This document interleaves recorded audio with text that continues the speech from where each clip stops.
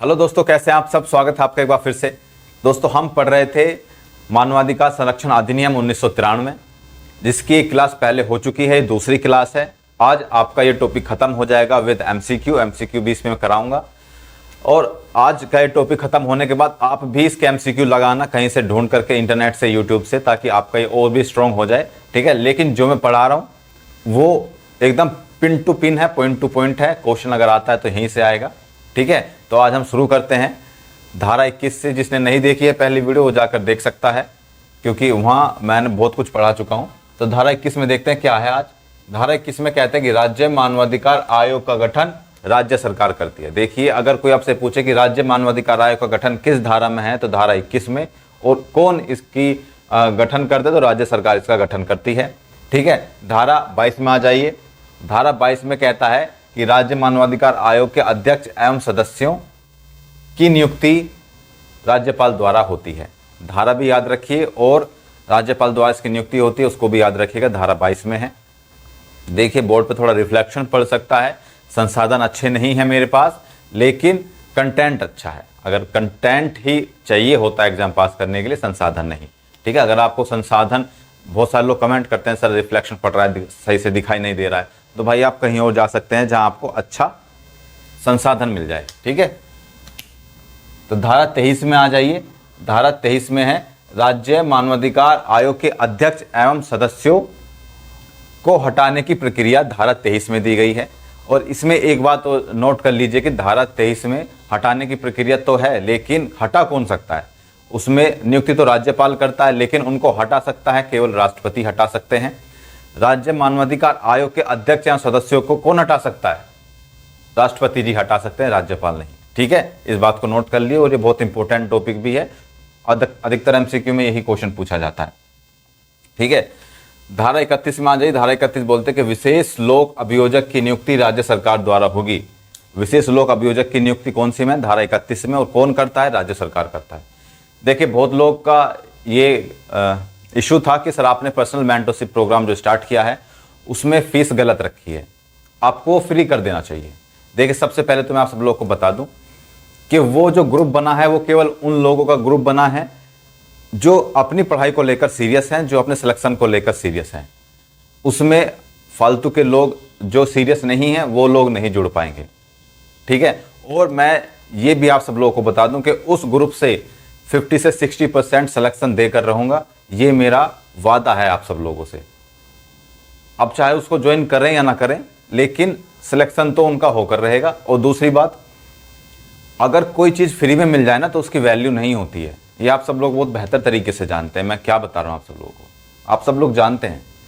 तो उस ग्रुप में केवल और केवल सीरियस स्टूडेंट ही जुड़ेंगे, और उन सीरियस स्टूडेंट का सिलेक्शन करा कर रहूँगा, चाहे मुझे कितनी भी मेहनत क्यों ना करनी पड़े उनके साथ। अगर वो मेहनत करने के लिए तैयार हैं तो मैं उनसे ज़्यादा मेहनत करने के लिए तैयार हूँ। ठीक है, अगली धारा पे आ जाते हैं। धारा 36 में क्या बोला जाता है? धारा 36 में बोला है, देखिए थोड़े संसाधन थोड़े खराब हैं, रिफ्लेक्शन पड़ रहा है, हो सकता है आपको दिखाई भी ना दे रहा हो, लेकिन कंटेंट ऐसा है कि कहीं मिलेगा नहीं। संसाधन अच्छे नहीं है, लेकिन कंटेंट अच्छा है। मुझे लगता है कि एग्जाम के लिए कंटेंट अच्छा होना चाहिए, संसाधन नहीं। ठीक है, तो धारा 36 में आ जाइए कि आयोग ऐसे मामलों की जांच नहीं करेगा जिसकी जांच कोई अन्य आयोग कर रहा हो या जो 1 वर्ष के बाद दायर किया गया हो। धारा 36 में इसका क्या मतलब है? इसका मतलब ये है कि राज्य मानवाधिकार आयोग या फिर राष्ट्रीय मानवाधिकार आयोग ऐसे किसी मामले की जांच नहीं करेगा जो पहले से ही कोई आयोग उसकी जांच कर रहा हो। ठीक है, या फिर अगर घटना घटित होने के 1 साल बाद आप अपना मामला लेकर जाते हैं तो आपकी जांच नहीं की जाएगी। ये धारा 36 में दिया गया है। ठीक है, साथ के साथ नोट्स बनाते चलिए, साथ के साथ इसको रिवाइज करते चलिए, और एमसीक्यू साथ के साथ लगाते चलिए। आपका पूरा अधिनियम बिल्कुल कंप्लीट हो जाएगा, आपको कहीं से अलग से पढ़ने की कोई ज़रूरत नहीं पड़ेगी।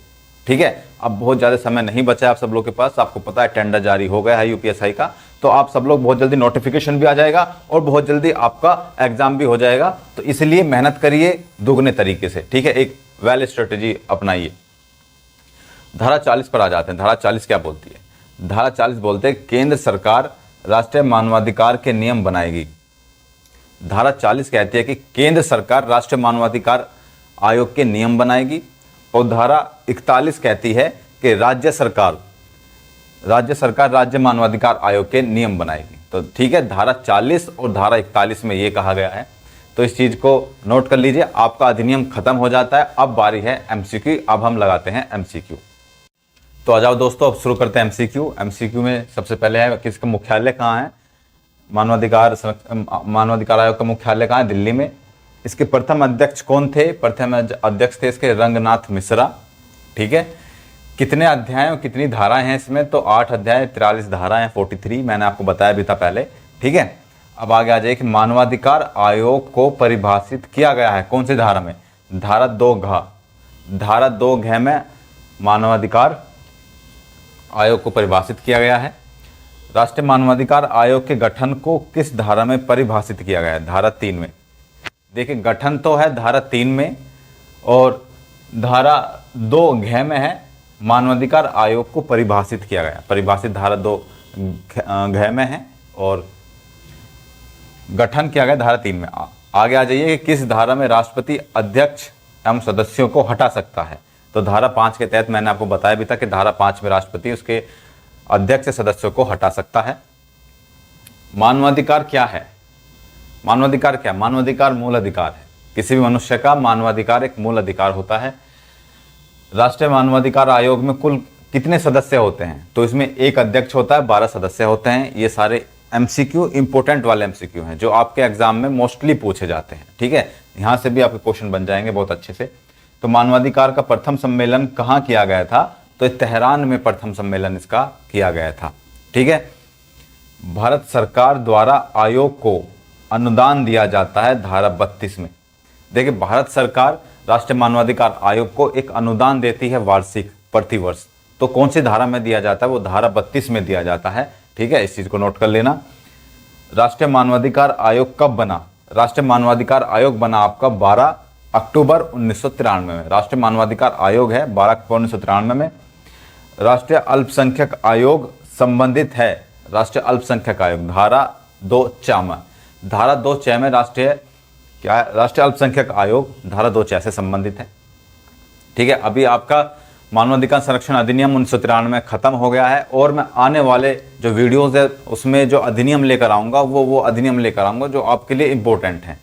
फालतू के बकवास अधिनियम नहीं, जहाँ से क्वेश्चन नहीं आते उसको नहीं लेकर आऊँगा, केवल वही जो आपके लिए इम्पोर्टेंट है। ठीक है, और पर्सनल मेंटरशिप प्रोग्राम में जो लोग जुड़ना चाहते हैं वो लोग जुड़ सकते हैं, उससे बहुत बेनिफिट आप सब लोगों को मिलेगा। और आप सब लोगों को पता है टेंडर जारी हो गया, बहुत जल्द नोटिफिकेशन भी आ जाएगा। तो फिर मिलते हैं किसी अगले वीडियो में, तब तक के लिए जय हिंद।